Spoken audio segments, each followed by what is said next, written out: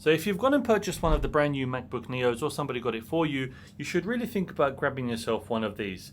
Let me explain what it actually is and what it does. So this is by Acasis, and it was actually intended to be used with an iPhone, hence the built-in MagSafe connection on the back, which just attaches on the back of the iPhone.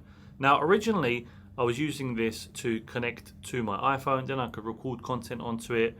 I could use it for these other ports, but now with the MacBook Neo, it opens up a lot more possibilities and it becomes the perfect accessory to use with the MacBook Neo.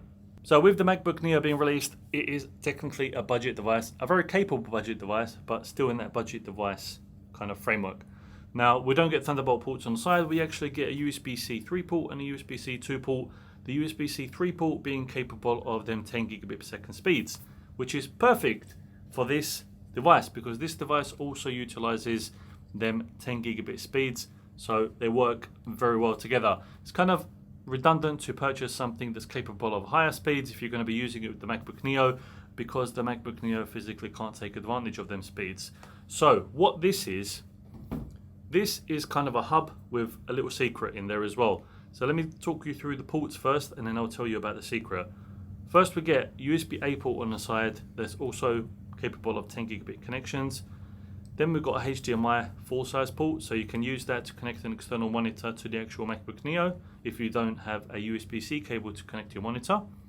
On this side, one of the most important, or two of the most important bits for me especially, you get a full-size SD card slot and a micro SD card slot, and then you get another USB-C slot that gives you them 10 gigabit per second speeds. So connecting to one of the ports, ideally the USB-C 3 port on the MacBook Neo, gets you 2 ports, memory card slot, and also because you're going to be using the host port on this side of the device, you also get a power delivery port there as well. So while you have this connected to your MacBook Neo, you can connect the charger to the power delivery port. Even though it gives you up to 100 watts power, obviously the MacBook Neo can't take that much power in. You'll be charging the device while you're using it at the same time. And then, if that's all not good enough for you, the little secret you got is if you pop open this top lid, which is tool free, so you don't need any tools to get it open, you're able to actually expand the storage of your MacBook Neo, kind of, because you're going to purchase your own NVMe drive, put it in this device, and then once you connect this to your MacBook Neo, you're going to have more storage to either store stuff on. You can even work from there. I use a Thunderbolt 5 one on my M4 Pro Mac Mini, and I do all my editing and stuff from there, and all I have actually that's on the Mac Mini is just programs. So if you want to do something like that, you can. And then the benefit of having something like this, connecting it to your MacBook Neo, using it like that, is that if you want to record something on your iPhone, if you want to start doing YouTube and stuff like that, you can record on your iPhone. You do have the option to airdrop to the MacBook Neo, but if you don't want to airdrop, put this on the back and start recording. Connect the USB-C cable from the bottom of the device to the iPhone. You can choose to record directly onto that device, onto the external hard drive that you put in there, whatever it may be, whether it's 1 terabyte, 2 terabyte, 4 terabyte. That's up to you to choose, even the 256 gigabyte or 512 gigabyte ones. And the great thing is you can upgrade it later on as time goes on. But you can use the same ports and that same hard drive on your iPhone, and then everything you've recorded you can then plug in to your MacBook Neo, and you can start editing and stuff like that, even if you just want to use it for photos to not take up the storage that's actually on your iPhone. So I've got it connected to the MacBook Neo now, and this is just a file that is on the actual NVMe drive that's in the Acasis hub. This file is around 4 gig in size, so I just want to show you, if I drag it to the desktop, how long it roughly takes to send a file of this size. So I've just dragged it to the desktop, should come up in a second. So 5 seconds, thereabouts for 4 gig files, so a second a gig almost.